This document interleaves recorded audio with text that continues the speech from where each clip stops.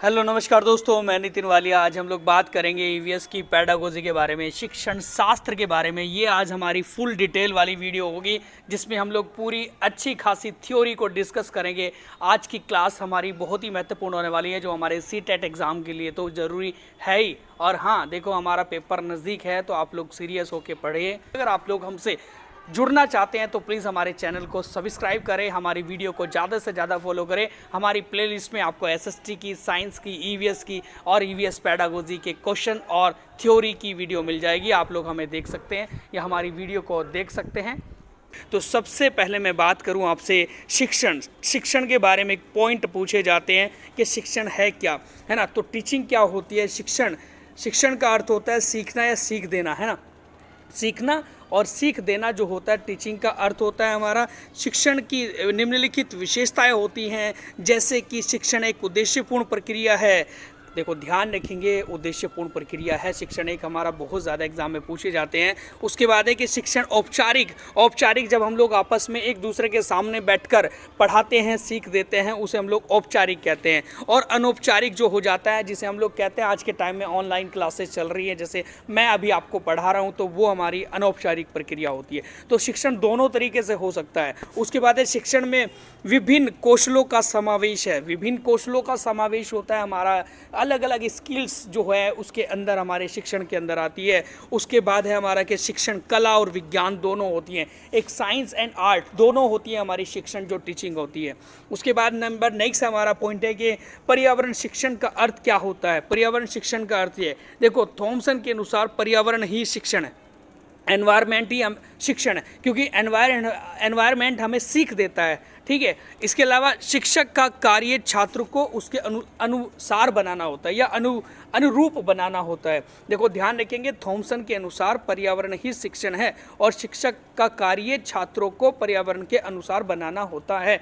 Number next हम बात करें, आपसे बड़ा महत्वपूर्ण पॉइंट है कि शिक्षण का महत्व क्या होता है। तो शिक्षण का महत्व, इंपॉर्टेंस ऑफ टीचिंग। तो देखो ध्यान रखेंगे, पहला पॉइंट है हमारा इसमें कि पर्यावरण शिक्षण के लिए या शिक्षण के द्वारा हम पर्यावरण को संतुलित रख सकते हैं। जब हम लोग पर्यावरण टीचिंग हम लोग पढ़ते हैं सारे शिक्षण के बारे में, पर्यावरण के, तो क्या होता है कि पर्यावरण को संतुलित रख सकते हैं। वो तो है खैर, जब हम लोग उनकी इंपॉर्टेंस जानेंगे तो उसके बाद हम लोग उसके संतुलित भी रखेंगे। उसके बाद है कि पर्यावरण शिक्षण नागरिक चेतना को बढ़ाता है। देखो पर्यावरण शिक्षण जो होता है हमारी, वो नागरिक चेतना को बढ़ाता है। एक हमारे चेतना जो हो जाती है, सोचते हैं हम लोग, चिंतन करते हैं, तो ये इसको चेतना को बढ़ाता है। नंबर नेक्स्ट पॉइंट है इसमें कि पर्यावरण शिक्षण से हमें ज्ञात होता है कि पर्यावरण के घटक जैविक और अजैविक हमारे लिए क्यों आवश्यक है। देखो ये तो आप लोग जानते हैं कि क्यों आवश्यक है हमारे जैविक और अजैविक घटक हमारे लिए, क्योंकि हम लोग जो रहते हैं आपस में एक दूसरे के साथ में सह संबंध बनाकर रहते हैं, पेड़ पौधों के साथ में, अन्य जीव जंतुओं के साथ में, तो वो हमारे लिए क्यों आवश्यक होते हैं, ये पॉइंट भी हमारा बताता है पर्यावरण शिक्षण के महत्व के अंदर। उसके बाद हम लोग बात करें आपसे कि पर्यावरण शिक्षण के उद्देश्य क्या होते हैं, एम क्या होता है पर्यावरण शिक्षण के। तो हम लोग देखें कि पर्यावरण शिक्षण के उद्देश्य वो है हमारे कि पियाजे के अनुसार, किसके अनुसार? पियाजे के अनुसार बच्चे दुनिया के बारे में अपनी समझ का सर्जन करते हैं और शिक्षार्थी निम्न कौशलों का विकास करते हैं। शिक्षार्थी मतलब स्टूडेंट निम्न कौशलों का विकास करते हैं, जैसे अवलोकन करना हमारा, ऑब्जर्वेशन करना, पहचान करना, फिर जानकारी इकट्ठा करना, रिकॉर्ड करना। ये क्वेश्चन बाहर से आ जाता है।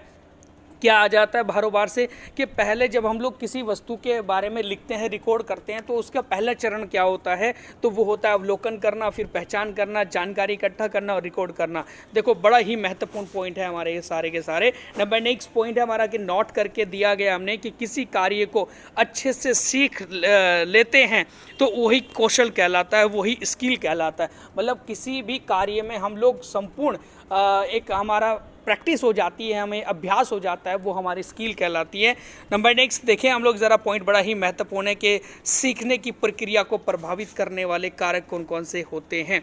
सीखने की प्रक्रिया को प्रभावित करने वाले कारक कौन से हैं? एक तो व्यक्तिगत कारक है, वातावरणीय कारक है। देखो व्यक्तिगत कारण क्या है, हमारा पर्सनल एक जो फैक्टर है कि जैसे किसी की बुद्धि अलग होती है, हमारी बुद्धि अलग है, किसी और की बुद्धि अलग है, कोई रुचि लेता है किसी पार्ट में नहीं लेता है, किसी की इच्छा होती है नहीं होती है, किसी का अभ्यास होता है, अभ्यास कोई ज़्यादा करता है कोई कम करता है, कोई स्व अध्ययन मतलब सेल्फ स्टडी ज़्यादा करता है कोई कम करता है। तो यहाँ क्या है कि ये हमारे व्यक्तिगत कारक हैं जो एक इंडिविजुअल जो पर्सनल एक फैक्टर है जो हमें सीखने को प्रभावित करते हैं। कोई ज़्यादा व्यक्ति अच्छा खासे बुद्धि वाला है, ठीक है, तो वो अच्छा खासा सीख लेगा। उसके अलावा जो ज़्यादा स्व अध्ययन कर रहा है, सेल्फ स्टडी भी कर रहा है, पढ़ भी रहा है, नोट्स भी पढ़ रहा है, तो वो क्या कर लेगा, वो ज़्यादा आगे निकल जाएगा पेपर में। तो ये हमारा फैक्टर है।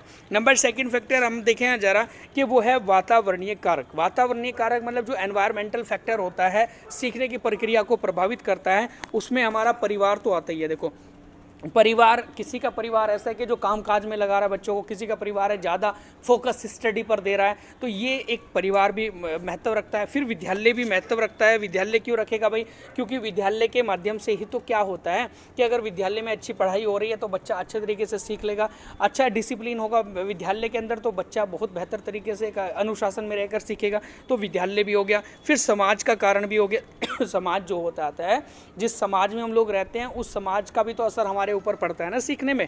उसके बाद कक्षा का वातावरण कैसा है, कक्षा का एनवायरनमेंट अगर बेहतर है तो बच्चे जो होते हैं ग्रुप में रहकर बहुत बढ़िया तरीके से सीख पाएंगे। ओके, फिर उसके बाद विषय का स्तर कैसा है, अध्यापन विधि कैसी है, अध्ययन सामग्री कैसी है। देखो कोई नोट्स बहुत ज़्यादा हार्ड लगते हैं हमें, कोई नोट्स इजी लगते हैं, तो हार्ड नोट्स जब लगेंगे हमें तो क्या होगा कि भाई हमें सीखने में दिक्कत तो उत्पन्न होगी।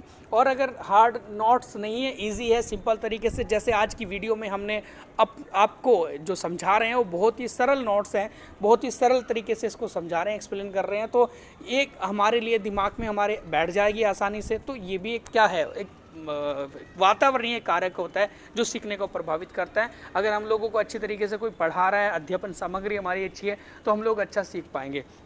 ओके, पुरस्कार दंड जो होता है, शिक्षण की गुणवत्ता, शिक्षा का व्यक्तित्व। देखो यहाँ पर बात की जा रही है कि जो पुरस्कार दंड होता है ना, पुरस्कार दंड भी प्रभावित करते हैं सीखने की प्रक्रिया को। अगर किसी व्यक्ति को ज़्यादा से ज़्यादा तारीफ़ की जा रही है, पुरस्कार किया जा रहा है, तो वो क्या करेगा, धीरे धीरे उसका स्तर जो है शिक्षा का घटता चला जाएगा, ठीक है। अगर किसी को दंड दिया जा रहा है ज़्यादा से ज़्यादा, तो ये भी गलत होता है कि बच्चा उससे बहुत ज़्यादा नीचे, उसके मन में डर बैठ जाता है जो नहीं सीख पाएगा। तो ये प्रक्रिया भी प्रभावित करती है हमारे शिक्षण को, ठीक है। नंबर नेक्स्ट हम बात करें कि बच्चों के लिए पर्यावरण शिक्षण कैसा होना चाहिए, क्या है पर्यावरण शिक्षण बच्चों के लिए। तो हम लोग देखें, बच्चों के लिए सह संबंध स्थापित करना। देखो पर्यावरण शिक्षण का जो उद्देश्य होना चाहिए बच्चों के लिए वो ये है कि बच्चों के लिए सहसंबंध स्थापित करना, उसके बाद है समस्याओं की पहचान करना, उसका हल निकालना, नंबर सेकंड पॉइंट में है। उसके बाद है किसी तथ्य की जांच सर्वेक्षण करना एवं निष्कर्ष निकालना। उसके बाद है कि संवेदनशील बनाना बच्चों को। उसके बाद है चित्र, चार्ट, मानचित्र, आरेख, रेखाचित्र आदि को पढ़ना और लिखना। देखो ये बच्चों के लिए बहुत ज़्यादा अच्छी खासी चीज़ें हैं जो बच्चों के लिए पर्यावरण शिक्षण में बहुत ज़्यादा हेल्प करती है हमारी। पर्यावरण शिक्षण की नीति, पर्यावरण शिक्षण की नीति कैसी होनी चाहिए, जो थीम है, पहले तो हम लोग थीम देख लेते हैं, पर्यावरण शिक्षण की थीम क्या है।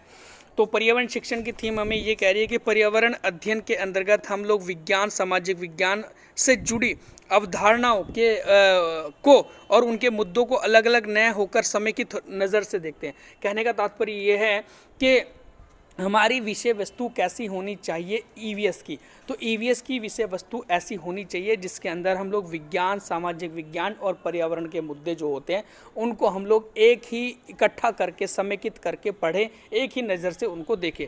नंबर नेक्स्ट हमारा पॉइंट है इसमें, तो वो किया गया है कि पर्यावरण के अंदर, किसके अंदर, पर्यावरण के अंदर निम्न विषय वस्तु आती है। जैसे विषय वस्तु बाल केंद्रित होनी चाहिए, जी बिल्कुल सही है। विषय वस्तु कैसी होनी चाहिए, बाल केंद्रित, चाइल्ड सेंटर्ड होनी चाहिए। उसके बाद है कि विषय वस्तु शिक्षार्थी के मानसिक स्तर के अनुकूल होनी चाहिए, ठीक है। उसके बाद है कि विषय वस्तु शिक्षार्थियों को प्रश्न पूछने के और खोजने के मौके भी देनी चाहिए। ये तो बात बिल्कुल सही है भाई कि प्रश्न पूछने के और खोजने के मौके मिलने चाहिए। उसके बाद है कि विषय वस्तु शिक्षार्थियों में रटकर सीखने की प्रवृत्ति को हतोत्साहित करे, मतलब शिक्षार्थी जो स्टूडेंट है उनमें रटने की प्रवृत्ति को हतोत्साहित करे। डिस्करेज करे। ठीक है जी, तो यहाँ पर ध्यान रखेंगे, पॉइंट बड़ा महत्वपूर्ण है। उसके बाद है कि यह परिभाषाओं, शब्दावली, अमूर्त अवधारणाओं की अमूर्त व्याख्या न करे। देखो यहाँ पर परिभाषाओं की, शब्दावली की, अमूर्त अवधारणाओं की व्याख्या न करे। क्या ना करें? अवधारणा की व्याख्या न करे। देखो कंसेप्ट जो होंगे, शब्दावली जो होंगी, अमूर्त अवधारणाएं होंगी, उनकी व्याख्या ना करे, ऐसी विषय वस्तु होनी चाहिए हमारी। उसके बाद है कि यहाँ पर यह हस्तप्रत क्रियाकलापों को बढ़ावा दे और सामूहिक क्रियाकलापों को भी बढ़ावा दे। जो हमारी एक्टिविटी करते हैं हम लोग, ग्रुप एक्टिविटी होती है, और एक एक्टिविटीज़ जो हम लोग करते हैं, हस्तप्रत कार्य करते हैं, तो उनको बढ़ावा देना चाहिए, ऐसी विषय वस्तु होनी चाहिए हमारी। उसके बाद हम लोग देखें जरा कि केवल पाठ्य पुस्तक और शिक्षकों को ज्ञान का एकमात्र स्रोत के रूप में प्रयोग में ना लाया जाए। देखो हम लोग बात करें कि केवल पाठ्य पुस्तक और शिक्षक का ही ज्ञान का एकमात्र स्रोत नहीं होना चाहिए।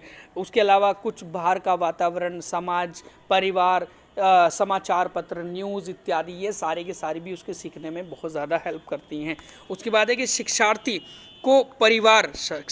को क्या है कि परिवार, समुदाय और अन्य माध्यम जैसे समाचार पत्रों से भी ज्ञान अर्जित करना चाहिए। ठीक है, ये भी बात बहुत बढ़िया है जी। उसके बाद है कि इसमें वास्तविक घटनाओं और दैनिक जीवन की समस्याओं का समावेश हो। किसमें? कि जो हमारी एक थीम होनी चाहिए, उस थीम के अंदर हमारी क्या है कि वास्तविक घटनाओं और दैनिक जीवन की समस्याओं का समावेश हो। इसमें कहानियाँ और पहेलियों का समावेश भी होना चाहिए। कहानियाँ भी होनी चाहिए और उसके बाद पहेलियों का समावेश भी हो। उसके बाद है कि यह शिक्षार्थियों को देखो जो डर होता है ना, भय होता है, जो डर होता है शिक्षार्थियों में, या पूर्वाग्रह का मतलब वो क्या करेंगे कि उनको नॉलेज नहीं है और उसके आंसर दे देते हैं, किसी भी बेस पर आंसर दे दिए, तो उसे हम लोग पूर्वाग्रह कहते हैं। तो पूर्वाग्रह और भय से उसे मुक्त करना चाहिए। उसके बाद है कि विषय वस्तु की भाषा जो हो जाती है, शिक्षार्थियों की बोलचाल की भाषा होनी चाहिए। जैसे मातृभाषा होती है, स्थानीय भाषा होती है, तो उसमें बच्चा आसानी से बहुत अच्छी तरीके से सीख लेता है। नंबर नेक्स्ट हम लोग बात करें आपसे, बहुत ही बढ़िया महत्वपूर्ण पॉइंट है, शिक्षण के सिद्धांत, टीचिंग प्रिंसिपल हमारे क्या होने चाहिए। कि इसमें निम्न सिद्धांत है, टीचिंग के निम्न सिद्धांत है, जैसे क्रियाशीलता का सिद्धांत है, रुचि का सिद्धांत है, प्रेरणा का सिद्धांत है, बहुत ही बढ़िया है। तो देखो हम लोग सबसे पहले बात करें आपसे क्रियाशीलता का सिद्धांत के बारे में। क्रियाशीलता का सिद्धांत क्या कहता है कि शिक्षार्थी जब करके सीखता है तो उसका ज्ञान स्थायी हो जाता है। इसीलिए शिक्षार्थी को ज़्यादा से ज़्यादा चीज़ें करके सीखनी चाहिए, जिससे उसका ज्ञान जो होगा वो स्थायी हो जाएगा। ओके, नंबर नेक्स्ट है हमारा पॉइंट के रुचि का सिद्धांत। रुचि के सिद्धांत में क्या है कि इस सिद्धांत का मुख्य उद्देश्य शिक्षार्थियों में अधिगम के प्रति रुचि उत्पन्न करना और जिज्ञासा उत्पन्न करना। देखो यहाँ पर बात की जा रही है कि रुचि के सिद्धांत में, इस सिद्धांत का मुख्य उद्देश्य शिक्षार्थियों में अधिगम के प्रति, लर्निंग के प्रति रुचि उत्पन्न करना और जिज्ञासा उत्पन्न करना, ये होना चाहिए, हमारा बड़ा महत्वपूर्ण पॉइंट है। ओके, नंबर नेक्स्ट हम लोग बात करें आपसे कि अभिप्रेरणा या प्रेरणा का सिद्धांत क्या होता है। देखो मोटिवेशन और इंस्पायरेशन है ना, तो दोनों सिद्धांत में क्या है। देखो प्रेरणा जो है, प्रेरणा किसी भी विषय या किसी भी शिक्षण का मुख्य बिंदु होता है। किसी भी शिक्षण का क्या हो जाता है, मुख्य बिंदु होता है। प्रेरणा वह सिद्धांत है जो शिक्षा को लक्ष्य निर्धारित बनाती है या बनाता है। देखो ये तो है ही भाई, अगर हम लोग बात करें कि जब आपको पढ़ाते हैं तो भाई आपका यार आप बहुत मजबूत हो, आप ये कर लोगे वो कर लोगे, आपको प्रेरित किया जाता है, आपको एक इंस्पायर किया जाता है, आपको मोटिवेट किया जाता है अंदर से। तो ये एक सिद्धांत होना चाहिए हमारे शिक्षण के अंदर, तो ज़रूरी है, जिससे बच्चा जो हो जाता है उस जिस कार्य को वो कर रहा है उसको एक वो उसमें रुचि उत्पन्न कर ले और उस चीज़ को अच्छे तरीके से पढ़े। नंबर नेक्स्ट हम बात करें आपसे कि वो है नियोजन का सिद्धांत। बहुत ही अच्छा है, नियोजन मतलब प्लानिंग जिसे हम लोग कहते हैं। प्लानिंग होनी चाहिए हमारी किसी भी कार्य को लेकर। तो देखो इसके अंदर हम लोग क्या कह रहे हैं, तो इस सिद्धांत के अंतर्गत शिक्षण की एक योजना बनानी चाहिए। जो शिक्षार्थी होता है, शिक्षार्थी को अधिगम करना चाहिए और इस सिद्धांत में निम्न बातें ध्यान में रखनी चाहिए। देखो यहाँ पर नियोजन जो है, नियोजन इसके सिद्धांत के अंतर्गत शिक्षण की एक योजना बनाई जाती है। जो हमारी शिक्षण है, जो हमारा चीज़ें चल रही है, पढ़ रहे हैं, लिख रहे हैं, उसकी क्या है कि एक योजना बनानी चाहिए। और इसमें कुछ निम्न बातें आती हैं, जैसे कि नंबर फर्स्ट, कार्य विश्लेषण, कार्य को बांटना, अलग अलग ऐसे हमने कहा कि बहुत बड़ा सिलेबस है, बहुत बड़े सिलेबस को हम लोगों को इकट्ठा पढ़ रहे हैं तो उसमें हमें दिक्कत हो जाएगी, ना तो हम लोग कुछ पढ़ पाएंगे ना कुछ कर पाएंगे। तो उस सिलेबस को कैटेगराइज कर देना है, थोड़े थोड़े पार्ट्स में कार्यों को बांट देना, कार्य विश्लेषण कर लेना। उसके बाद है कि शिक्षण जो हमारा होता है कि शिक्षण उद्देश्य की पहचान करनी चाहिए कि शिक्षण का उद्देश्य क्या है हमारा, मतलब हमारे जैसे सीटेट के अंदर क्या चीज़ आएगा क्या नहीं आएगा उसकी पहचान हमें हो जानी चाहिए। इसीलिए आपने कभी देखा भी होगा मेरी वीडियो में साइंस का जब मैंने पैटर्न पढ़ाया तो उससे पहले मैंने सिलेबस को डिस्कस किया, मैंने SST पढ़ाई उससे पहले सिलेबस को डिस्कस किया, मैंने EVS पढ़ाई उससे पहले सिलेबस को डिस्कस किया। क्यों? क्योंकि पहले हमें उस सिलेबस की उस जो हमारा शिक्षण है उसकी पहचान हो जानी चाहिए हमें, तब जाकर हम लोग क्या करेंगे उसको आसानी से बेहतर तरीके से पढ़ पाते हैं, लिख पाते हैं। उसके बाद है 3rd नंबर पे कि अधिगम उद्देश्यों का निर्धारण होना चाहिए। हमारे क्या निर्धारित चीज़ें हैं, क्या चीज़ हमें पढ़नी है क्या चीज़ नहीं पढ़नी है, वो चीज़ का भी ज्ञान हमें होना चाहिए। ऐसा नहीं कि हम लोग पढ़े जा रहे हैं कुछ भी, ठीक है, तो वो चीज़ हमें होनी चाहिए। उसके बाद हम लोग सिद्धांत देखें ज़रा, वो है निश्चित उद्देश्यों का सिद्धांत। किसका? निश्चित उद्देश्यों का सिद्धांत। निश्चित उद्देश्य मतलब हमारा एक निश्चित उद्देश्य है कि हमें सीटेट पास करना है और निश्चित उद्देश्य हमारा ये है कि आज हमें इतना वर्क करना है। निश्चित उद्देश्य हमारा ये है कि हमें आज ये वाले टॉपिक्स पूरी तरीके से पढ़ लेने हैं। निश्चित उद्देश्य ये है कि आज वालिया सर की क्लास हमें बिल्कुल अच्छे से पढ़ लेनी है। तो वो क्या है, हमारा एक निश्चित उद्देश्य का सिद्धांत होता है, ठीक है। उसके बाद हम लोग बात करें कि व्यक्तिगत विभिन्नता का सिद्धांत क्या कहता है ना। देखो पर्सनल जो इंडिविजुअल डिफरेंसेस प्रिंसिपल है हमारा, कि प्रत्येक छात्र जो होता है ना वो प्रत्येक छात्र की सीखने की क्षमता स्तर एक जैसा नहीं होता है। तो इसीलिए क्या होता है कि बच्चों को ध्यान में रखते हुए, किसको? बच्चों को ध्यान में रखते हुए बिल्कुल एक एक चीज़ों को, कि बच्चा कोई जल्दी सीख रहा है, कोई देर में सीख रहा है ना, कोई मतलब याद करके सीख रहा है, रट के सीखता है, मतलब कोई उसे प्रैक्टिकली हस्तप्रत कार्य करके सीखता है। तो सबका दिमाग अलग अलग होता है। तो इसीलिए व्यक्तिगत विभिन्नता के सिद्धांत में क्या आ जाता है कि प्रत्येक छात्र की क्षमता और स्तर एक जैसा नहीं होता है, वो व्यक्तिगत विभिन्नता का सिद्धांत होता है। नंबर नेक्स्ट हम बात करें आपसे आवर्ती का सिद्धांत, जिसे हम लोग चक्रण का सिद्धांत भी कहते हैं, या फिर प्रिंसिपल ऑफ फ्रीक्वेंसी। फ्रीक्वेंसी का मतलब होता है चक्र, चक्र मतलब रिपीट करना, रेगुलर उसे बार बार रिपीट करते रहना, जिससे हमारा ज्ञान जो होगा वो स्थायी हो जाता है। आपने देखा भी होगा, हमने एक चीज़ एक बार पढ़ी कोई चीज़, क्या हमें याद हो जाएगी? नहीं हो पाएगी, हम लोग भूल जाएंगे। तो हमें वो चीज़ें बार बार पढ़नी चाहिए जिसकी वजह से वो चीज़ें हमारे याद हो जाती है, ठीक है। तो इसीलिए हम लोग बात करें आपसे अगला पॉइंट के बारे में, तो आवर्ती के सिद्धांत में ये तो पता ही लग गया आपको, अधिगम को स्थायी और सार्थक बनाने के लिए इस सिद्धांत की अति आवश्यकता होती है। नंबर नेक्स्ट हम लोग बात करें तो वो है लोकतंत्र या प्रजातांत्रिक मूल्यों का सिद्धांत। देखो लोकतांत्रिक या प्रजातांत्रिक का मतलब होता है डेमोक्रेटिक या डेमोक्रेसी प्रिंसिपल। ये डेमोक्रेसी हमारा जो वैल्यू प्रिंसिपल है वो क्या कहता है हमें, कि जब हम लोग समूह में रहकर सीखते हैं तो एक दूसरे के विचारों को जानते हैं। एक दूसरे के जब विचारों को जानेंगे तो वो एक दूसरे की सहायता भी करेंगे, एक दूसरे की सहायता करेंगे तो समूह में हम लोग रहकर एक्टिविटी कर रहे हैं, और समूह में रहकर एक्टिविटी कर रहे हैं तो इसका मतलब हम लोग जल्दी चीज़ों को गेन कर पा रहे हैं, सीख पा रहे हैं। तो इसीलिए क्या होगा कि लोकतांत्रिक या प्रजातांत्रिक मूल्यों का सिद्धांत आवश्यक है हमारे लिए, इसमें बच्चा समूह में सीखता है। नंबर नेक्स्ट हमारा बात हम लोग करें वो है शिक्षण सूत्र। देखो बहुत ही अच्छा है, बहुत ही बढ़िया। शिक्षण सूत्र के बारे में एग्जाम में क्वेश्चन आ जाते हैं हमारे। तो क्या शिक्षण सूत्र हैं, कौन कौन से शिक्षण सूत्र हैं? तो अधिगम को मजबूत बनाने के लिए शिक्षण सूत्र का प्रयोग किया जाता है। अधिगम को मजबूत बनाने के लिए किसका प्रयोग किया जाता है? शिक्षण सूत्र का प्रयोग किया जाता है, ठीक है। तो नंबर देखिए हम लोग ज्ञात से अज्ञात, जैसे आपने कभी पढ़ा होगा, आपने सुना भी होगा, क्योंकि ये रिवीजन चल रहा है आप लोगों का। ऐसे नहीं कि बिल्कुल आप लोग इसे स्टार्टिंग से पढ़ रहे हो कि आप लोगों का पहला ही दिन आज पढ़ने का। तो ये तो एक रिवीजन है सीटेट का, जो अभी फ़िलहाल यहाँ पर हम लोग पेपर नज़दीक है उस हिसाब से पढ़ रहे हैं। तो यहाँ पर ज्ञात से अज्ञात है, मूर्त से अमूर्त की ओर है, सरल से जटिल की ओर है, ठीक है। उसके बाद पूर्ण से अंश की ओर। देखो सरल से जटिल की ओर होता है, पहले कोई चीज़ हमारी सरल होती है और सरल ज्ञान जब बच्चों को होता है तो उसे हम लोग जटिल की ओर लेके जाते हैं। उसके अलावा जो हम लोग पूर्ण से अंश की ओर लेके जा रहे हैं, पूर्ण मतलब कोई बड़ी चीज़ है, बड़े पार्ट है, तो पूर्ण से अंश की ओर मतलब होल टू पार्ट, पूर्ण से अंश की ओर हम लोग लेकर आ रहे हैं। अंश मतलब हम लोग कह रहे हैं कि छोटे छोटे पार्ट्स की ओर लेकर आ रहे हैं उसे बड़ी चीज़ की तरफ से, क्योंकि बच्चे को अस्थायी ज्ञान है, इस समय बहुत बड़ा ज्ञान है, तो उसे बिल्कुल सटीक स्थायी ज्ञान देना है अभी हमें, और वो बिल्कुल छोटे छोटे पार्ट्स में मिलाकर रख कर देना पड़ेगा। तो हम लोग बात करें आपसे कि विशिष्ट से सामान्य होता है। देखो विशिष्ट से क्या होता है, सामान्य होता है। सामान्य से विशिष्ट नहीं होता ईवीएस की पेडागोजी के अंदर, विशिष्ट से सामान्य होता है। विशिष्ट मतलब एक हमारा पूरा विशिष्ट चीज़ है और उसके बाद उसे सामान्य की ओर लेके जा रहे हैं, मतलब स्पेसिफिक टू जनरल।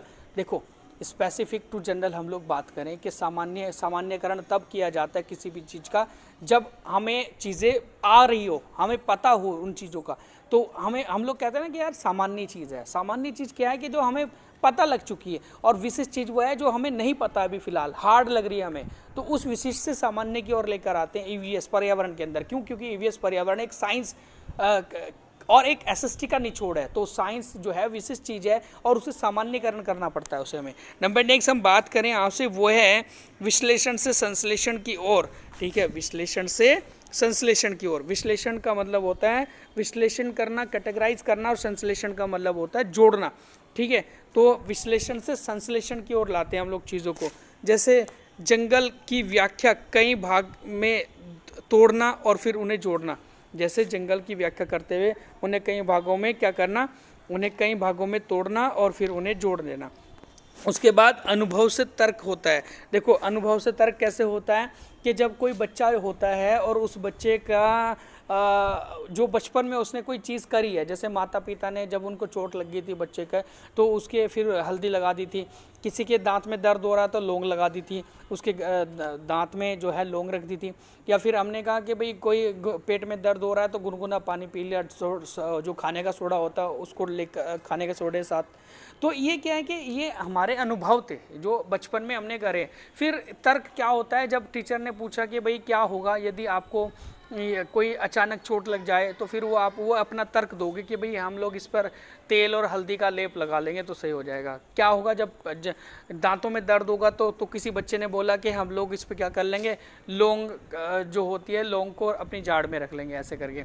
तो ये क्या है कि अनुभव से तर्क होता है हमारा। उसके बाद है हमारा कि प्रत्यक्ष से अप्रत्यक्ष, मतलब जो चीज़ें हम लोग जानते हैं, जो देखते हैं। जैसे आपने इंडिया को देखा हुआ है मैप में, आपने इंडिया का मैप जब देखा हुआ है, आपने वर्ल्ड का मैप नहीं देखा, आपने इंटरनेशनल लेवल की कंट्रीज़ नहीं देखी अभी, तो आप क्या करोगे, पहले जो चीज़ आपने देखी हुई है इंडिया का मैप, इंडिया के मैप को देख के फिर जो पड़ोसी देश है उनको देखोगे और फिर इंडिया के तटीय राज्य देखोगे। तो पहले क्या है कि जो अपने प्रत्यक्ष चीज़ है, जो आपने देखा हुआ है, और जो नहीं देखा अभी हम लोग उसकी ओर जा रहे हैं, तो प्रत्यक्ष से अप्रत्यक्ष की ओर हो जाता है। जैसे सूर्य, चंद्रमा और पृथ्वी को आधार मानकर हम लोग क्या कर लेते हैं, हम लोग सूर्य जो हमारा सोलर सिस्टम होता है, सोलर सिस्टम को तब पढ़ाना चाहिए जिस समय बच्चे को वो चीज़ पता हो। जैसे बच्चे को तो तारे पता है, बच्चे ने तारे देखे हुए हैं, बच्चे ने सूर्य देखा हो, बच्चे ने चंद्रमा देखा हुआ है, तो इन चीज़ों को आधार मानकर फिर हमें उन्हें सोलर सिस्टम पढ़ाएंगे।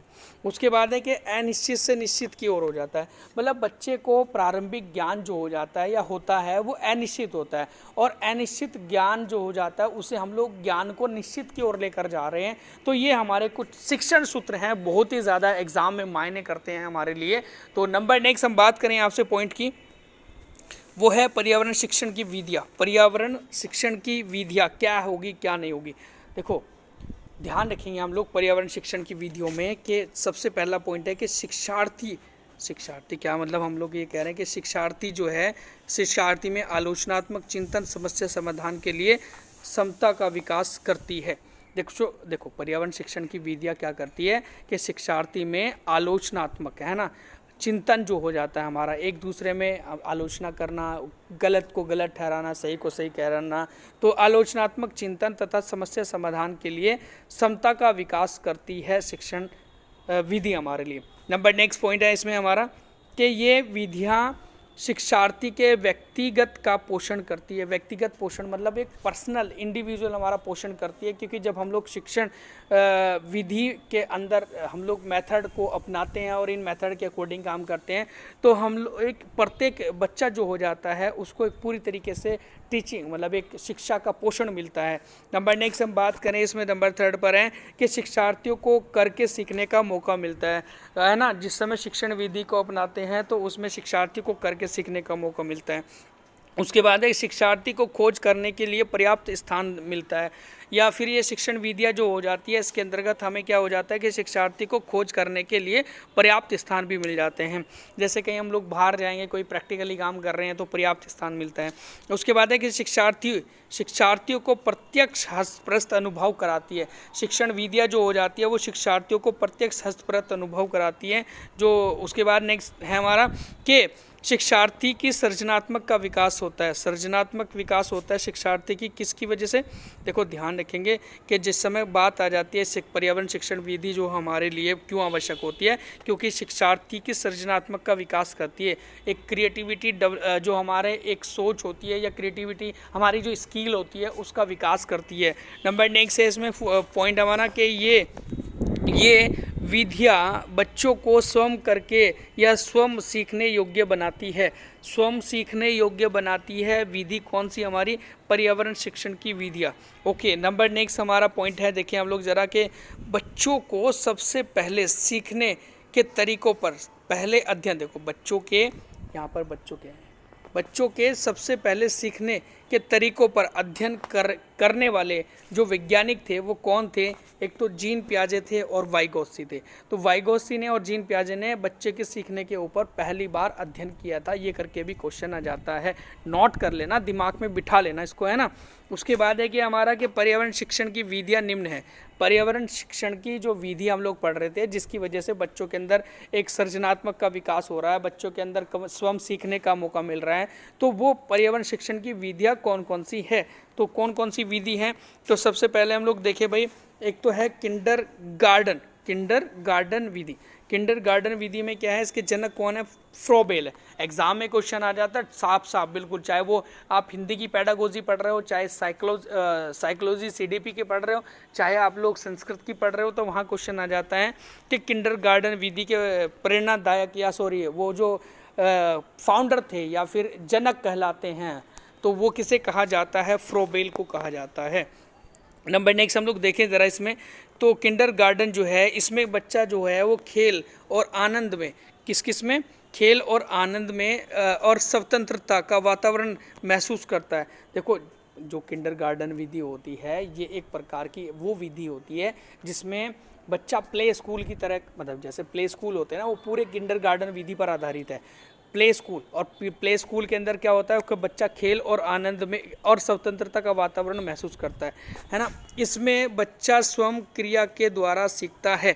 इसमें बच्चा क्या करेगा? स्वयं क्रिया अपने आप कर रहा है, क्योंकि उसे टीचर नहीं समझा रहा और ना तो वो टीचर की सुनने का, वो छोटा बच्चा है इस टाइम, ठीक है। उसके बाद प्ले स्कूल जो है उस पर आधारित है और आंगनवाड़ी भी इसी पर आधारित है, क्योंकि आंगनवाड़ी को प्ले स्कूल ही कहते हैं, ठीक है। नंबर नेक्स्ट हमारा है मॉन्टेसरी विधि। मॉन्टेसरी विधि के जो प्रेरणादायक मतलब जो जनक हैं, जो प्रवर्तक हैं, तो वो कौन है? वो है मारिया मॉन्टेसरी। मारिया मॉन्टेसरी जनक कहलाते हैं मॉन्टेसरी विधि में। और इस विधि के में बालक की ज्ञानेंद्रिय और मांसपेशियों को प्रशिक्षित किया जाता है। ज्ञानेंद्रिय मतलब थोड़ा सा प्ले स्कूल से थोड़ा सा ऊपर जाएंगे, तीसरी क्लास से लेके मतलब 3 साल से लेके 7 साल तक के बच्चे जो हो जाते हैं वो इसके अंदर भी रहते हैं हमारे, वैसे उसमें भी रहते हैं हमारे प्ले स्कूल में, लेकिन इसमें क्या हो जाता है कि बालक की ज्ञानेंद्रिय और मांसपेशियों को प्रशिक्षित किया जाता है, एक्टिविटीज़ कराई जाती है, खेल कूद कराए जाते हैं, ठीक है। तो नंबर नेक्स्ट हम लोग देखें ज़रा, एक विधि है हमारी जिसे प्रोजेक्ट विधि हम लोग कहते हैं। प्रोजेक्ट विधि के जो जन्मदाता हैं वो हैं W.H. किलपैट्रिक। W.H. किलपैट्रिक है हमारे प्रोजेक्ट विधि के। इस विधि में बालक कोई कार्य संपन्न किए जाने के लिए कहा जाता है, मतलब किसी बालक को ना पूरा कार्य संपन्न करने के लिए कहा जाता है। परियोजना समूह व्यक्तिगत दोनों में की जाती है। देखो प्रोजेक्ट जब दिया जाएगा तो वो कंप्लीट करने के लिए तो दिया ही जाएगा ना, किलपैट्रिक जी ने बताया था। उसके बाद है कि परियोजना समूह और व्यक्तिगत दोनों में किया जाता है। जो परियोजना होता है हमारा, ये जो हमारा प्रोजेक्ट होता है, ये समूह में भी और व्यक्तिगत, अकेला बंदा भी इसको कर सकता है, दोनों कर सकते हैं मतलब। और विभिन्न विषय वस्तु पर परियोजना बनाई जा सकती है। ये भी हमारा पॉइंट पूछा जाता है कि अलग अलग विषय वस्तु होती है उनके ऊपर परियोजना बनाई जा सकती है। तो प्रोजेक्ट विधि के अंदर ये आता है।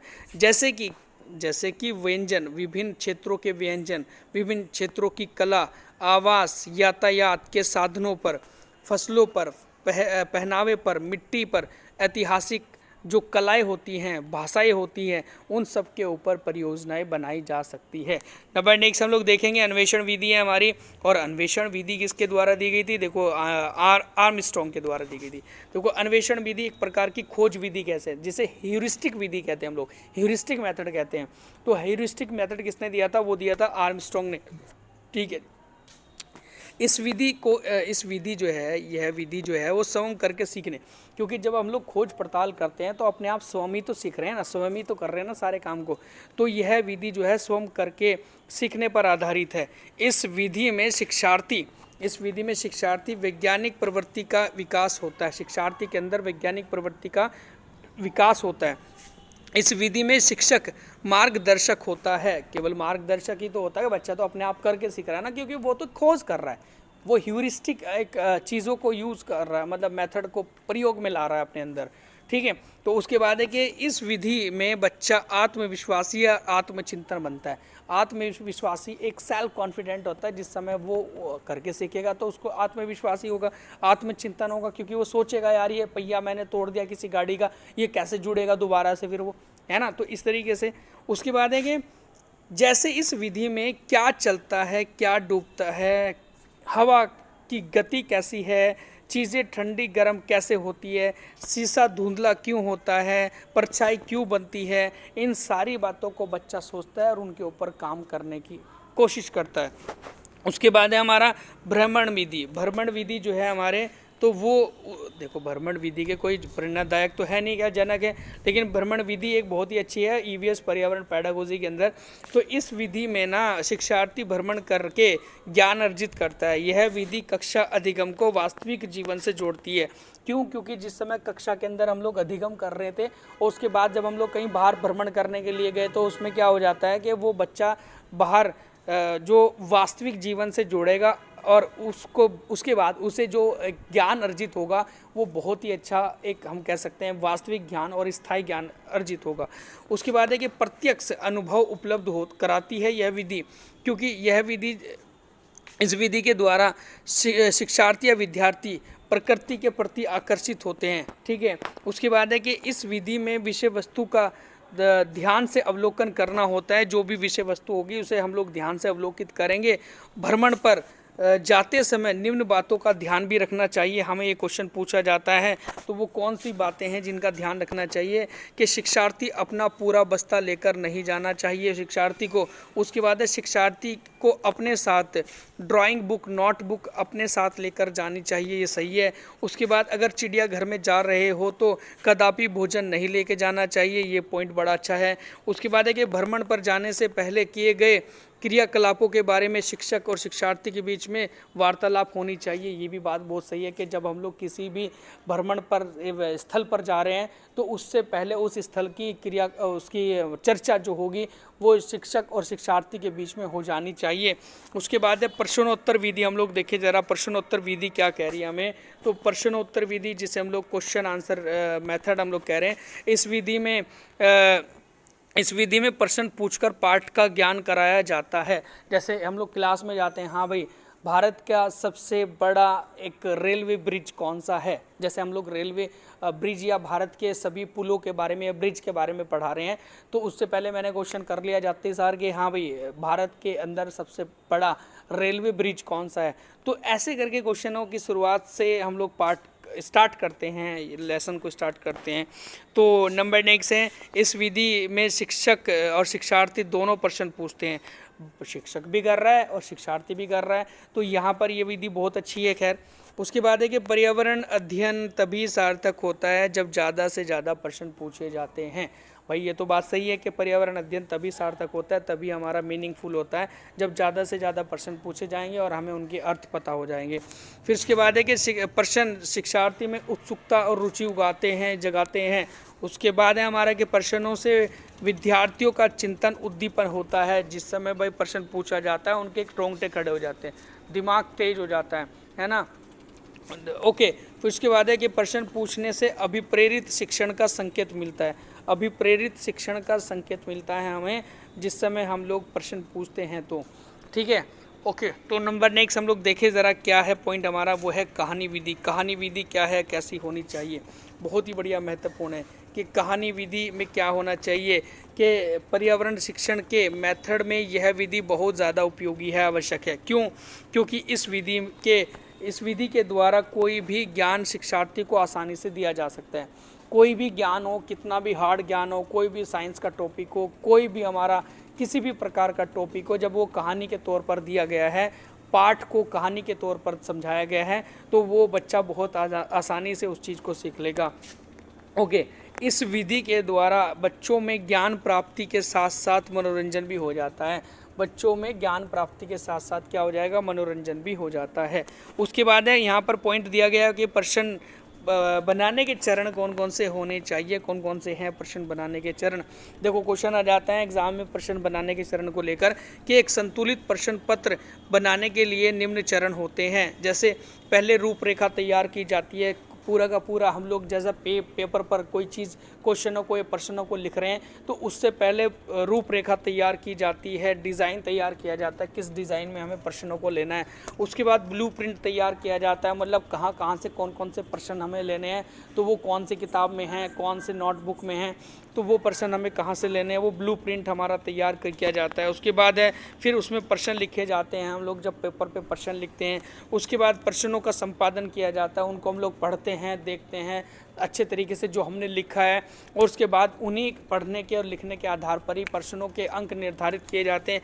कौन सा बहुविकल्पीय प्रश्न है, कौन सा लघु उत्तरीय प्रश्न है, कौन सा हमारा विस्तृत प्रश्न है हमारा, तो वो सारे प्रश्न जो अंक योजना बनाई जाती है। फिर 5 नंबर का, 2 नंबर का, 1 नंबर का, 10 नंबर का, ये प्रश्न अंक जो है वो योजना बाद में बनाई जाती है। तो पहले क्या हो जाता है, रूपरेखा डिज़ाइन तैयार करना, फिर दूसरा ब्लूप्रिंट तैयार करना, फिर प्रश्न लिखना, फिर प्रश्नों का संपादन करना और अंक योजना लिखना। नंबर नेक्स्ट है हमारा कि प्रश्नों के कुछ प्रकार होते हैं जो एग्ज़ाम में पूछे जाते हैं हमारे, तो वो है प्रश्नों के प्रकार क्या हैं कि मुख्य रूप से प्रश्न निम्न प्रकार के होते हैं। मुक्त अंत वाले ओपन एंडेड क्वेश्चन, जिसे हम लोग विस्तृत क्वेश्चन भी कहते हैं, तो इस प्रकार के प्रश्नों के उत्तर मुक्त होते हैं। मुक्त मतलब किसी भी तरीके के हो जाते हैं, जैसे आज तुमने क्या खाया, मुक्त हो गया, ओपन है, तो बच्चा तो अपनी सोच समझ से बहुत बड़ा आंसर दे सकता है कि भाई आज मैंने सुबह ये खाया, दोपहर में ये खाया, इस तरीके से ये खाया, वो खाया, तो ये करके एक मुक्त अंत वाले प्रश्न हो गए हमारे। शिक्षार्थी अपनी समझ से प्रश्नों के उत्तर देता है भाई इसमें मुक्त अंत वाले में। उसके बाद है हमारा कि बद्ध अंत वाले प्रश्न, जिसे कहते हैं close ended question. Close ended question के अंदर हम लोग क्या करते हैं कि एक सीमा के अंदर रहकर हमें प्रश्नों के आंसर देने होंगे, जिसमें बहुविकल्पीय प्रश्न आ जाते हैं। जैसे हाँ, मतलब जैसे हमारा ये 4 ऑप्शन है, उसमें से हमें एक छांटना है, तो इसे कहते हैं बद्ध अंत वाले प्रश्न। इस प्रकार के प्रश्नों के उत्तर में से एक उत्तर चुनना होता है, ये हमारे बद्ध अंत वाले प्रश्न कहलाते हैं।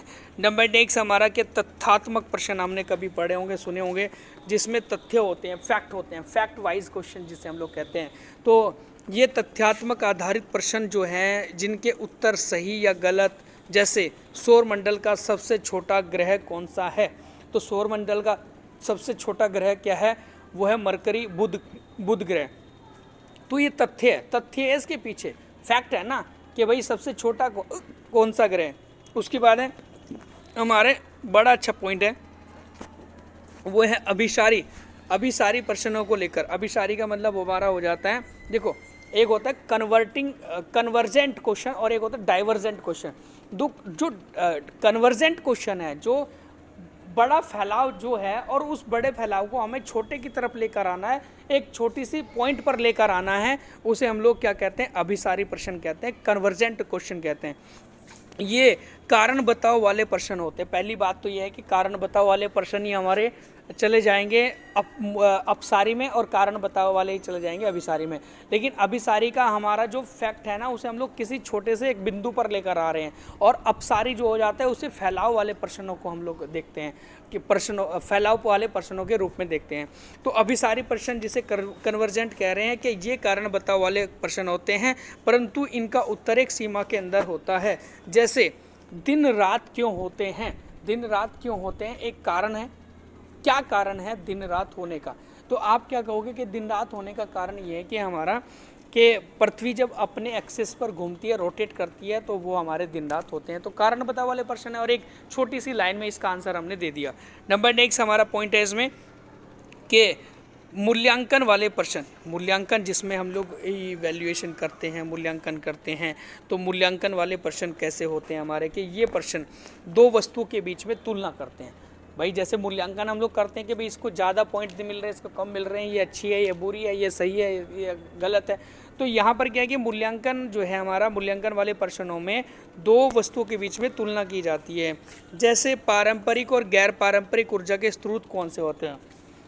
पारंपरिक वो पारंपरिक होती हैं हमारी जो ट्रेडिशनल होते हैं, जैसे जो पहले से प्राचीन टाइम से हमारे लिए ऊर्जा के स्रोत बने हुए हैं, वो पारंपरिक होते हैं। और गैर पारंपरिक वो होते हैं जो अभी नए नवेले चले हैं। जैसे सौर ऊर्जा चल रही है फिलहाल, अभी सोलर प्लेट से बनाई जाती है, डैम बनाए जाते हैं। तो ये हमारे क्या हो जाते हैं कि गैर पारंपरिक जिसे कहते हैं, और पारंपरिक वो होते हैं जैसे कोयला, पेट्रोल, डीजल हमारा पहले टाइम से चले आ रहे हैं। तो इनके बीच में तुलना करना, ऐसे करके प्रश्न हमारे मूल्यांकन वाले प्रश्न कहलाते हैं। नंबर नेक्स्ट है हमारा कि अपसारी प्रश्न जिसे कहते हैं डाइवर्जेंट क्वेश्चंस।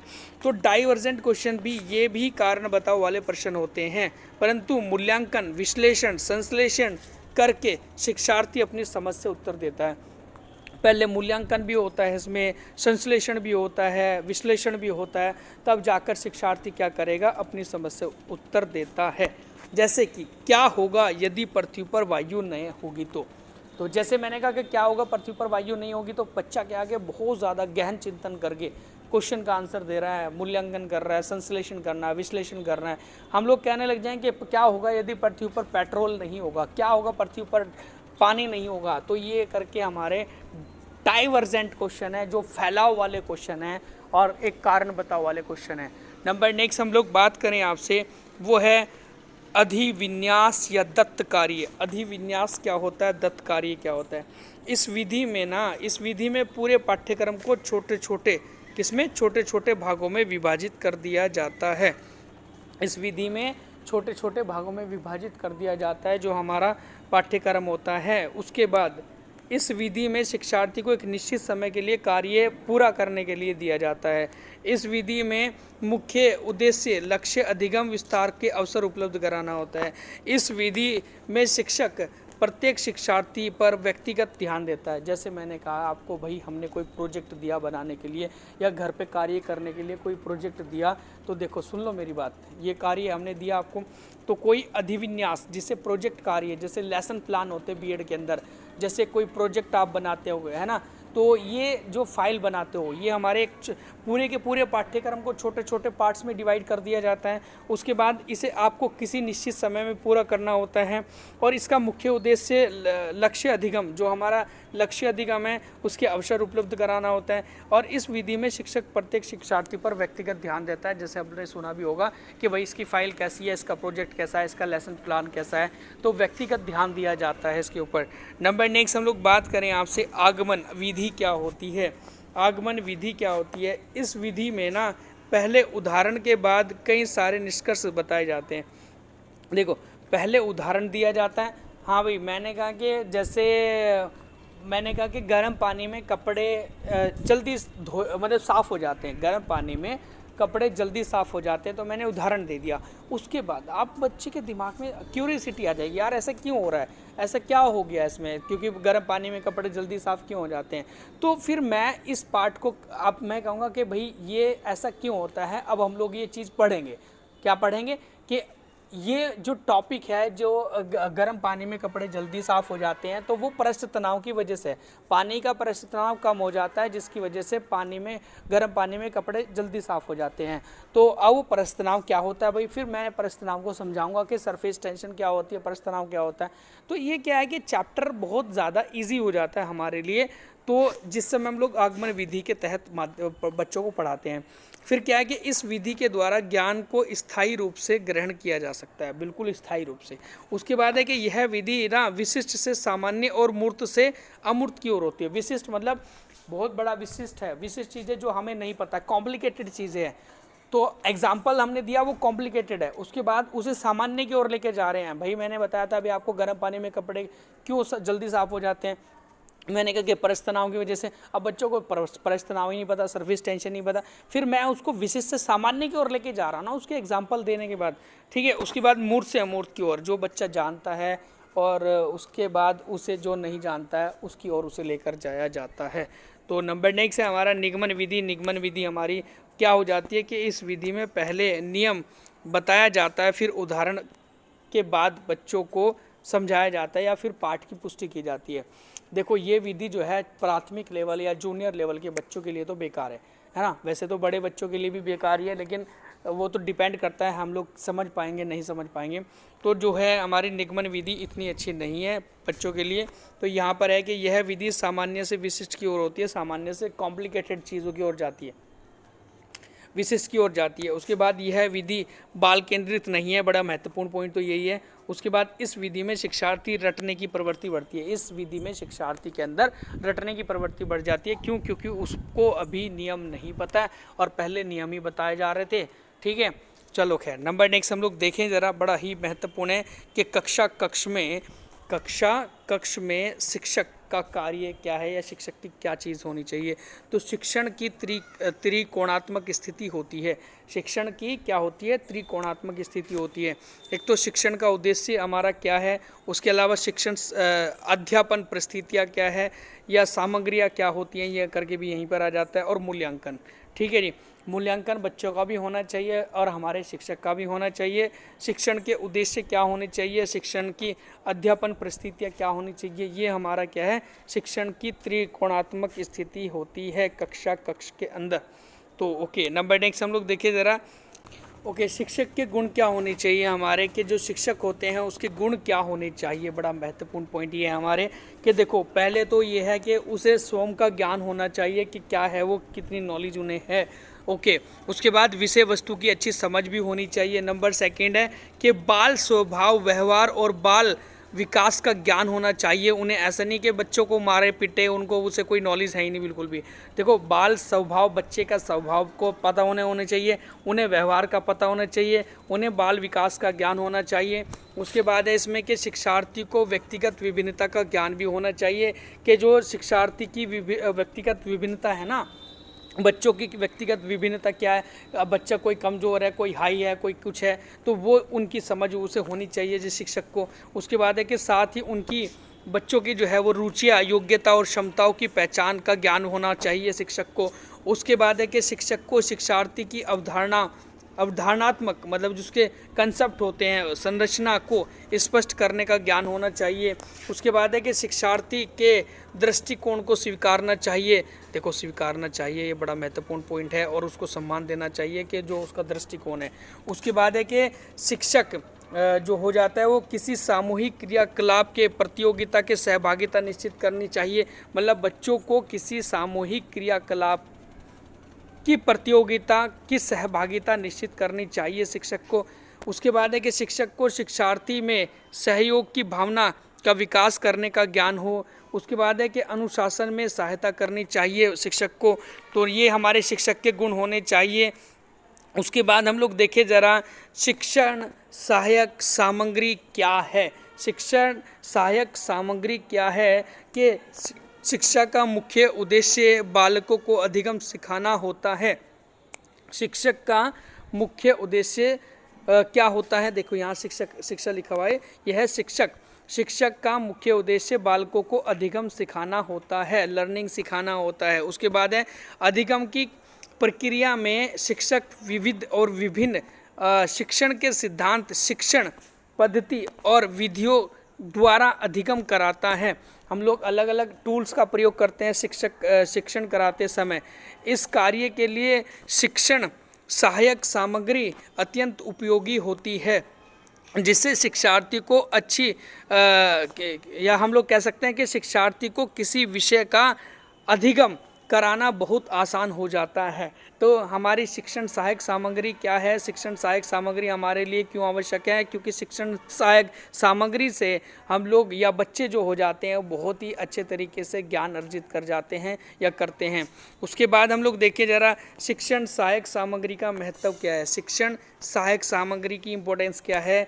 तो वो हमारी है कि ज्ञान को प्रभावशाली बनाती हैं। कोई जैसे मैप से पढ़ा रहा है ना, कोई अबेकस का यूज़ कर रहा है अपने पढ़ाने के लिए, तो कोई किसी टूल्स का प्रयोग कर रहा है अलग अलग, तो यहाँ पर ज्ञान को प्रभावशाली बनाता है। इसके उपयोग से या शिक्षण जो सहायक सामग्री होती है इसके उपयोग से कक्षा की नीरसता, नीरसता मतलब जो नीरस है, बिल्कुल बच्चा को मज़ा नहीं आ रहा है, नीरसता समाप्त हो जाती है। ठीक है, उसके बाद है इनके उपयोग से जटिल एवं सूक्ष्म ज्ञान को सरलता से समझाया जा सकता है। जो जटिल ज्ञान होता है और बहुत माइक्रो सूक्ष्म ज्ञान होता है जो बच्चों के दिमाग में नहीं बैठता है, उसको आसानी से समझाया जा सकता है। उसके बाद है कि शिक्षण सहायक सामग्री से शिक्षार्थी जो हो जाते हैं, शिक्षार्थी या बच्चे की अधिगम की प्रक्रिया सक्रिय हो जाती है, एक्टिव हो जाती है। उसके बाद है शिक्षार्थी की ज्ञानेंद्रियों का विकास होता है। उसके बाद है कि शिक्षार्थियों में उत्सुकता उत्पन्न होती है। तो ये सारी चीज़ें क्या है, हमारी शिक्षण सहायक सामग्री का महत्व है। नंबर नेक्स्ट हम लोग देखें ज़रा, तो वो है शिक्षण सहायक सामग्री के प्रकार कौन कौन सी होनी चाहिए। शिक्षक सहायक सामग्री तो वो होनी चाहिए दृश्य सामग्री, जैसे कोई चीज़ों को दृश्य चित्र दिखाकर हम लोग बच्चों को पढ़ाते हैं। उसके बाद श्रव्य सामग्री, कोई चीज़ें सुनाते हैं, सुनाने के बाद बच्चों को दिमाग में आसानी से बैठ जाती है। उसके बाद है कि दृश्य श्रव्य सामग्री हो जाती है, जैसे कोई टेलीविज़न है, टेलीविज़न जो है वो बोल भी रहा है, चित्र भी दिखा रहा है हमें। उसके बाद एक क्रिया सहायक सामग्री जो हो जाती है, जो हम एक्टिविटीज़ में यूज़ करते हैं, टूल्स वो क्लास के अंदर लेके जाते हैं, प्रैक्टिकल में यूज़ करते हैं, तो वो क्रिया सहायक सामग्री हो जाती है हमारी। तो दृश्य सामग्री श्यामपट्ट या बोर्ड होता है, इससे विषय वस्तु की स्पष्ट किया जा सकता है। जब हम लोग कोई चीज़ पढ़ा रहे हैं कि खाली थ्योरी पढ़ा रहे हैं तो थ्योरी पढ़ाने में मज़ा नहीं आएगा, फिर हम लोग क्या करते हैं उसे बोर्ड पर लिखते हैं, बोर्ड पर लिखकर समझाकर उसे बताते हैं फिर, है ना। उसके बाद है कि चित्र जो है वो भी हमारी दृश्य सामग्री के अंदर आ जाता है, और इससे बच्चे को किसी वस्तु के वास्तविक रूप में और आकार का भी पता लग जाता है। चित्रों के माध्यम से छात्रों के ज्ञान को स्थायी बनाया जा सकता है। छात्रों की कल्पना शक्ति का विकास भी हमारा चित्रों के माध्यम से हो जाता है। जब वो कल्पना करते हैं तो जब उसे चित्र दिखाया वो फिर कल्पना भी करेंगे। नंबर नेक्स्ट हमारा पॉइंट है कि वो है chart and graph. Chart and graph भी हमारा क्या है, दृश्य सामग्री है, ये तो आप लोग जानते ही होंगे, दृश्य सामग्री है चार्ट एंड ग्राफ। इसके द्वारा बच्चा तुलनात्मक अध्ययन करता है। तुलनात्मक हम लोग कहते हैं ना कि जैसे वेन चार्ट हो गया, वेन ग्राफ हो गया, या फिर जैसे आपने कहा कि जैसे झीलें हमारी, झीलें के और हमारी नदियां हैं, इनके अंदर पानी का स्तर कितना है वगैरह, तो उसका हम लोग जो चार्ट या ग्राफ दिखा रहे हैं तो बच्चा इनके बीच में तुलना करेगा, है ना, तथ्यों को आसानी से जल्दी और समझने की कोशिश करेगा। फिर पत्र पत्रिका और समाचार पत्र होता है, ये विभिन्न विषयों का ज्ञान कराने में या फिर ज्ञान अर्जित कराने में सहायता करती है हमारी। नक्शा या मैप क्या करेगा, इससे बच्चे में स्थान, दूरी, दिशाओं और सापेक्ष स्थिति, रिलेटिव जो डिस्टेंस है या रिलेटिव जो हमारी कोई स्थिति होती है, उसकी लोकेशन होती है, तो उसकी समझ या उसको समझने में योग्यता होती है, या फिर हमें उसके समझने में हेल्प मिल जाती है नक्शा और जब मैप को हम लोग देखते हैं तो। उसके बाद है कि मॉडल और प्रदर्शन। मॉडल और प्रदर्शन जब हम लोग दिखाते हैं या उसके माध्यम से बच्चों को पढ़ाते हैं तो उससे क्या होता है, बच्चे के अंदर एक रचनात्मक विकास होता है अधिगम का, तो ये भी हमारे लिए बहुत ज़्यादा ज़रूरी है। उसके बाद है क्रिया सहायक सामग्री, हम लोग देखें ज़रा कौन कौन सी होती है ज़रा हमारी। तो क्रिया सहायक सामग्री, इसके द्वारा प्राप्त ज्ञान वास्तविक होता है। क्रिया सहायक सामग्री से इसके द्वारा नई नई चीज़ों का अध्ययन किया जाता है, ये भी हमें पता होना चाहिए। इससे बच्चों के व्यक्तिगत अनुभव की प्राप्ति होती है, जो पर्सनल व्यक्तिगत अनुभव होता है उसकी प्राप्ति होती है जो क्रिया सहायक सामग्री के अंदर। जैसे कि भ्रमण यात्रा, किसी ऐतिहासिक इमारत का भ्रमण करना, किसी संग्रहालय का भ्रमण करना, किसी उद्यान का भ्रमण करना, नेशनल पार्क वगैरह का, तो भ्रमण सहायक जो हमारी भ्रमण और यात्रा वाला पॉइंट होता है। उसके बाद हम लोग देखें ज़रा, बड़ा ही महत्वपूर्ण पॉइंट है हमारा कि शिक्षण जो पर्यावरण शिक्षण का मूल्यांकन होता है, मापन होता है, इसको लेकर क्वेश्चन पूछे जाते हैं। हर एक जो सब्जेक्ट है उसकी पेडागोजी के अंदर ये पार्ट आता है। तो हम लोग देखेंगे ज़रा मूल्यांकन का अर्थ क्या होता है। मूल्यांकन वह प्रक्रिया है जिसके द्वारा मूल्यांकन की उपलब्धि का पता लगाया जाता है। देखो, मूल्यांकन वह प्रक्रिया है जिसके द्वारा मूल्यांकन की उपलब्धि, इवैल्यूएशन की उपलब्धि, अचीवमेंट का पता लगाया जाता है। अर्थात क्या, शिक्षार्थियों ने प्राप्त ज्ञान को किस सीमा तक समझा है, उनकी बुद्धि का स्तर और अभिरुचि का पता लगाया जा सकता है। उसके बाद है कि बालक की शिक्षा में मापन और मूल्यांकन दोनों महत्वपूर्ण होते हैं। ये तो पता ही हमें कि मूल्यांकन जो हो जाता है वो मापन पर निर्भर करता है। ध्यान रखेंगे, मूल्यांकन किस पर निर्भर करेगा, मापन पर निर्भर करेगा। लेकिन मापन पहले हो जाता है, मूल्यांकन बाद में होता है। मापन छोटे स्तर का होता है, मूल्यांकन बड़े स्तर का होता है। लेकिन मूल्यांकन जो हो जाता है वो मापन पर निर्भर करता है। उसके बाद है कि मूल्यांकन जो है, मूल्यांकन का क्षेत्र व्यापक होता है। मूल्यांकन का क्षेत्र क्या होता है, व्यापक होता है। मूल्यांकन के बाद ही भविष्यवाणी संभव होती है। ध्यान रखेंगे, क्वेश्चन आ जाता है कि किसके बाद भविष्यवाणी संभव होती है, तो मूल्यांकन के बाद होती है। फिर उसके बाद है कि मूल्यांकन स्थिति पर आधारित होता है। जो वास्तविक स्थिति है, वर्तमान में क्या है, उस स्थिति पर आधारित होता है मूल्यांकन। नंबर नेक्स्ट हम लोग बात करें आपसे कि मूल्यांकन जो हो जाता है, मूल्यांकन में घटना जो हो जाती है, हमारा कोई भी फिनोमिना जो हो रही घटना या तथ्य हो गया या फिर मूल्य ज्ञात किया जाता है। देखो ध्यान रखेंगे, घटना या तथ्य या का मूल्य जो है वो ज्ञात किया जाता है मूल्यांकन के द्वारा। मूल्यांकन के उद्देश्य क्या हो जाते हैं हमारे, है ना। देखो, इससे पहले हम लोग देख रहे थे मूल्यांकन क्या होता है, अब ये है मूल्यांकन के उद्देश्य। मूल्यांकन के उद्देश्य से क्या होता है कि छात्रों की उपलब्धि का पता लगाया जा सकता है, छात्रों के विकास में निरंतर गति देना। क्यों? क्योंकि जब हम लोग मूल्यांकन करते रहेंगे, कहाँ बच्चा कमज़ोर है, कहाँ एक्टिव है, तो उसे गति दे सकते हैं निरंतर। उसके बाद है कि छात्रों की योग्यता और कुशलता आदि का पता लगाया जा सकता है। मूल्यांकन के द्वारा छात्रों का वर्गीकरण किया जा सकता है। मूल्यांकन के द्वारा छात्रों की कठिनाइयों, विफलता और सफलता का भी पता लगाया जा सकता है। छात्रों के सीखने के लिए उपचारात्मक व्यवस्था का भी हम लोग प्रबंध कर सकते हैं। जिस समय मूल्यांकन करा, उसके बाद कहाँ समस्या थी बच्चों को, उसके बाद उपचारात्मक व्यवस्था लाई गई। नंबर नेक्स्ट है इसमें कि शिक्षक की कुशलता एवं सफलता का पता भी लगाया जा सकता है कि शिक्षक ने कितना बेहतर बच्चों को सिखाया है या नहीं सिखाया, शिक्षक को क्या आता था क्या नहीं आता था, उसकी कुशलता और सफलता का भी पता लगाया जा सकता है। मूल्यांकन का उद्देश्य है कि अध्ययन और अध्यापन को प्रभावशाली बनाना, ये भी हमारा मेन उद्देश्य होता है मूल्यांकन का। नंबर नेक्स्ट हम लोग देखें ज़रा कि सतत और व्यापक मूल्यांकन क्या होता है। कॉन्टीन्यूसली एंड हमारा कॉम्प्रीहेंसिव इवैल्यूएशन, जिसे हम लोग कह सकते हैं CCE, ये करके क्वेश्चन आ जाता है इसके ऊपर, EVS के अंदर भी आ जाता है। तो यहाँ पर मूल्यांकन अध्यापन और अधिगम प्रक्रिया का एक अभिन्न अंग होता है।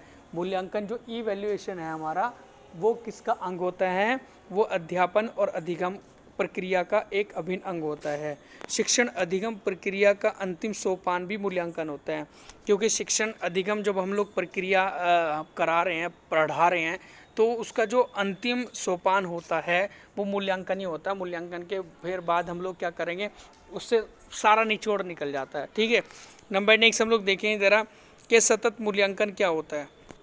सतत मूल्यांकन क्या होता है कि इस मूल्यांकन के द्वारा सर्वांगीण विकास होता है ना। ये 3 प्रकार का होता है, निदानात्मक, रचनात्मक और संकलनात्मक। सतत मूल्यांकन कितने प्रकार का होता है, 3 प्रकार का होता है, निदानात्मक होता है, रचनात्मक और संकलनात्मक होता है।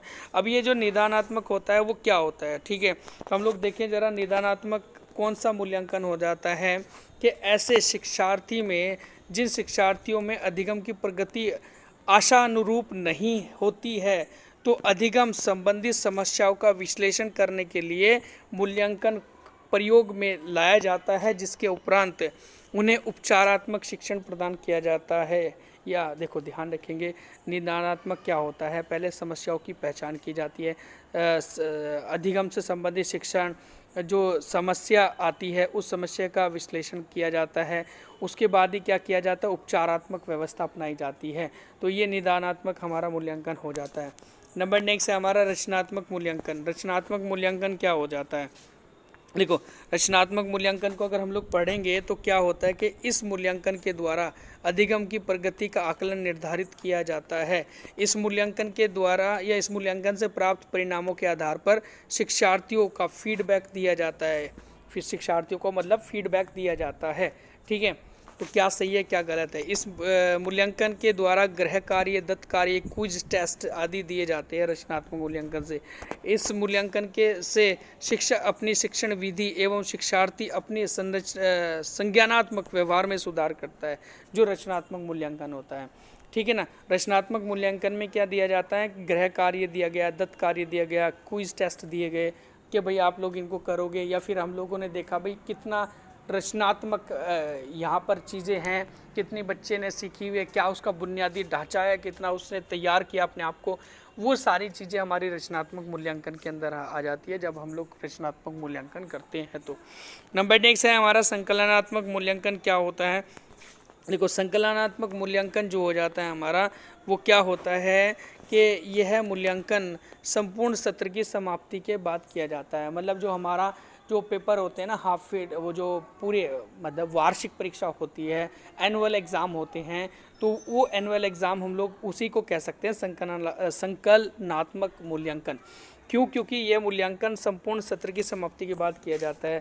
उसके बाद है कि इस मूल्यांकन का उद्देश्य अधिगम प्रगति शैक्षिक उपलब्धि का आकलन करना होता है।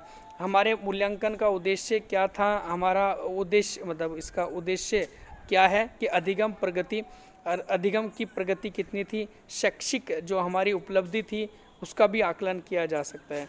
नंबर नेक्स्ट है व्यापक मूल्यांकन। हम लोग देखें ज़रा, तो व्यापक मूल्यांकन जिसे कॉम्प्रिहेंसिव इवैल्यूएशन कहते हैं हम लोग, सतत मूल्यांकन शिक्षार्थी के व्यवहार में केवल एक पक्ष का जैसे संज्ञानात्मक पक्ष का ही मूल्यांकन करता है।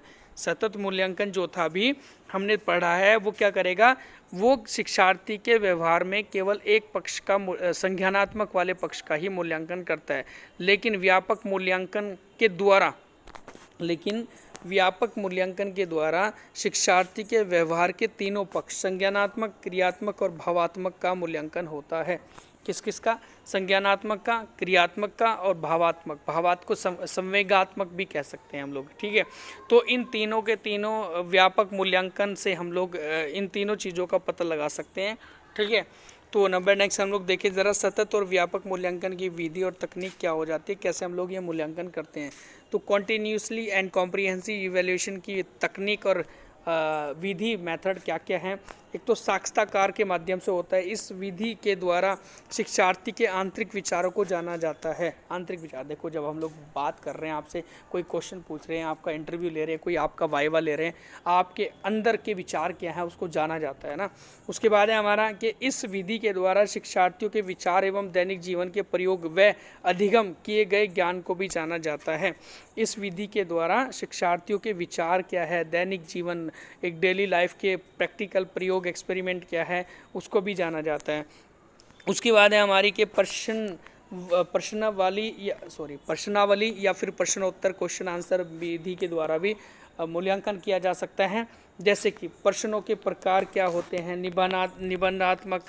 निबंधनात्मक प्रश्न क्या होते हैं, लघु उत्तरीय प्रश्न है, अति लघु प्रश्न है, वस्तुनिष्ठ प्रश्न है। यह विधि जो है शिक्षार्थियों में सीखने की जिज्ञासा उत्पन्न करती है जब उसे प्रश्न दिए जाते हैं इस प्रकार से, और प्रश्नों के द्वारा फिर मूल्यांकन किया जाता है बच्चे का। तो ये एक बड़ा अच्छा मेथड है मतलब मूल्यांकन करने का। नंबर नेक्स्ट हम लोग बात करें आपसे निरीक्षण विधि। हम लोग निरीक्षण कर रहे हैं जाके, एक प्रकार से जांच रहे जाके, है ना। तो निरीक्षण जो है शिक्षार्थियों के मूल्यांकन के लिए अत्यंत उपयोगी हो जाता है।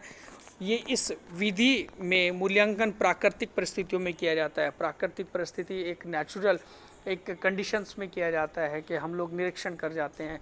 देखेंगे हम लोग किस तरीके का जो निरीक्षण होता है, बच्चे के अंदर किस प्रकार के भाव हैं, किस प्रकार की व्यक्तित्व हैं, तो उन सारी चीज़ों का निरीक्षण किया जाता है। उसके बाद है हमारा यहाँ पर पॉइंट है दत्त कार्य देकर भी मूल्यांकन किया जा सकता है। दत्त कार्य होता क्या है कि शिक्षक बालकों को कुछ ऐसे दत्त कार्य देता है जिसके द्वारा बालकों में सृजनात्मक क्रिएटिविटी, मौलिकता मतलब उसके जो आधार है, संज्ञानात्मक उसके विचारों का पता लग जाता है या पता लगाया जा सकता है। तो ध्यान रखेंगे, दत्त कार्य मतलब घर के लिए कोई कार्य दिया, कोई प्रोजेक्ट दिया गया, वो करके यहाँ पर दत्त कार्य है ना, जिसे कोई असाइनमेंट कहते हैं हम लोग। ठीक है, तो इससे बच्चों का क्या हो जाता है, सृजनात्मक का, मौलिकता का और संज्ञानात्मक तक का पता लग जाता है। नंबर नेक्स्ट हम लोग देखें ज़रा, इसी के अंदर पॉइंट बड़ा महत्वपूर्ण है कि इस विधि के द्वारा, किस विधि के द्वारा, जो हमारा इससे पहले हम लोग अभी पढ़ रहे थे ना, ये वाला जो है हमारा दत्त कार्य के द्वारा या दत्त कार्य विधि के द्वारा, इस विधि के द्वारा शिक्षार्थियों को सूचना खोजना और अपने विचारों के निर्माण में मदद मिल जाती है। क्योंकि जिस समय असाइनमेंट दिया जाता है वो सूचना को खोजता है, सूचना को जानता है और अपने विचारों को भी प्रस्तुत करता है उस असाइनमेंट में। ठीक है, तो नंबर नेक्स्ट हमारा पॉइंट है कि पोर्टफोलियो, वो है पोर्टफोलियो क्या होता है। देखो बड़ा ही महत्वपूर्ण पॉइंट है पोर्टफोलियो को लेकर।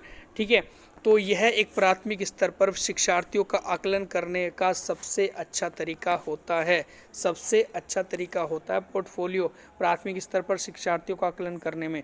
पोर्टफोलियो में निम्नलिखित चीज़ें आती हैं कि बच्चों के द्वारा बनाए गए चित्र क्या थे वो, उसके बाद है कि बच्चे का चित्र है, फिर सहपाठी का आकलन है, जो उसके साथ में सहपाठी है, उसका क्लासमेट है, तो उसका आकलन भी किया जाता है कि भाई बच्चा कैसा था, कैसा व्यवहार था, कैसे आपस में एक दूसरे से मिलकर उन्होंने कार्य किया, उन सब का आकलन किया जाता है। स्व आकलन सेट जो है वो कार्य पत्रक जो होता है वो भी आ जाता है इसमें टीचर का। उसके अलावा अभिभावक आकलन सेट भी आ जाती है इसके अंदर, बच्चों की के माता पिता की क्या की क्वायरी है, क्या उनके मतलब उनके द्वारा बच्चों को क्या पढ़ाया गया, क्या सिखाया गया, क्या उन्हें समझाया गया, तो वो सारी आकलन सीट जो है हमारी अभिभावकों का आकलन सीट या स्व आकलन सीट मतलब जो टीचर्स होते हैं उनका भी पूरा का पूरा आकलन शीट तैयार की जाती है इसके अंदर, किसके अंदर, पोर्टफोलियो के अंदर। ठीक है भाई, तो नंबर नेक्स्ट हम लोग देखेंगे जरा। हाँ, एक पॉइंट नोट करके दिया गया कि पोर्टफोलियो से बच्चे की संपूर्ण वृद्धि और विकास का आकलन होता है। ठीक है जी, नंबर नेक्स्ट है हमारा वो है अवलोकन एवं रिपोर्ट। अवलोकन एवं रिपोर्ट करना, अवलोकन और रिपोर्ट कैसे किए जा सकती है कि इस संकेतक के द्वारा बच्चों के किसी चीज़ का वर्णन किया जाता है।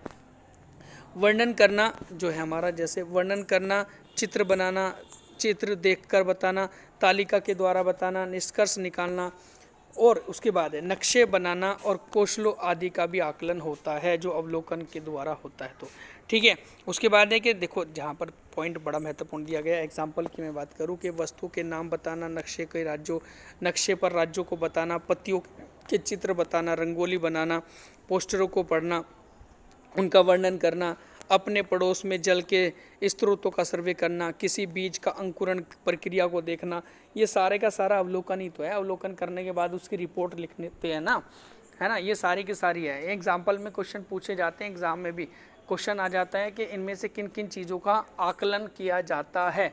तो बस यही ऑप्शन होते हैं, जैसे वस्तुओं के नाम बताना, नक्शे पर राज्यों को बताना।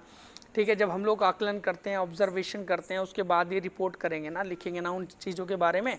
तो नंबर नेक्स्ट हमारी बात की जाए तो वो है कि पहला पॉइंट क्या होता है, जब रिपोर्ट हम लोग करते हैं, किसी चीज़ को लिखते हैं, उसकी डिटेल अपनी नोटबुक में उतारते हैं, तो पहले अवलोकन होता है, फिर पहचान होती है, फिर जानकारी इकट्ठा होती है, फिर रिपोर्ट और तैयार की जाती है, रिपोर्ट को तैयार किया जाता है।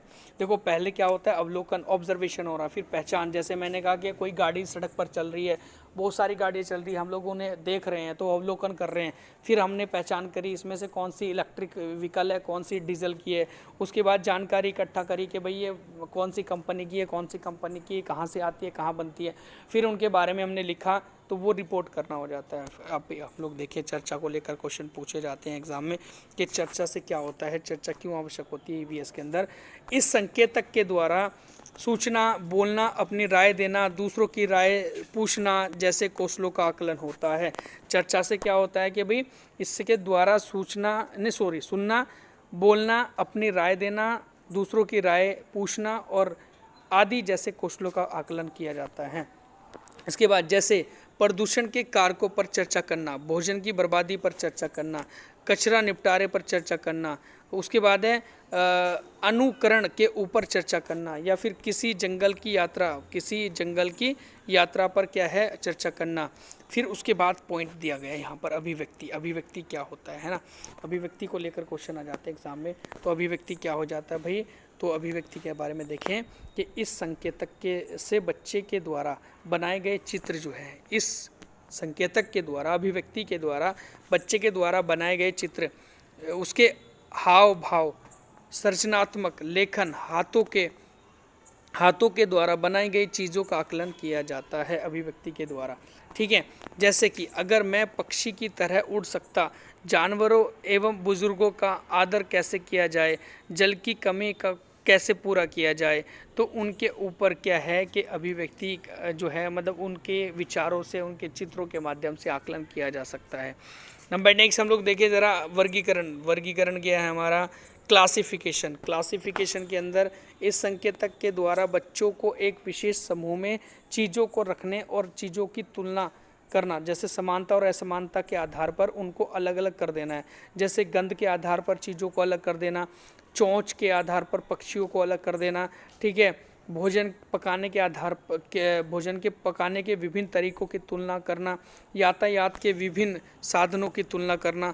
तो ये सारी चीज़ें जो है हमारी वर्गीकरण के अंदर आ जाती है, जिसे कैटेगराइज कहते हैं हम लोग, क्लासिफाइड करते हैं जब किसी भी चीज़ का, तो ये वर्गीकरण कहलाता है हमारा। ठीक है, तो नंबर नेक्स्ट है हमारा विश्लेषण। इसे हम लोग विश्लेषण कह रहे हैं कि क्या होता है, संश्लेषण अलग होता है, विश्लेषण अलग होता है। विश्लेषण को हम लोग पार्ट्स में डिवाइड करते हैं और संश्लेषण हमारा हो जाता है, उसे जोड़ते हैं। ठीक है, तो इस संकेतक के द्वारा बच्चों के पूर्वानुभाव है ना, परिकल्पना करना, निष्कर्ष निकालना, जैसे कौशलों का विकास होता है। ठीक है ना, यह आकलन किया जाता है। देखो, विश्लेषण के द्वारा क्या हो जाता है, परिकल्पना करना, निष्कर्ष निकालना, जैसे कौशलों का आकलन किया जाता है।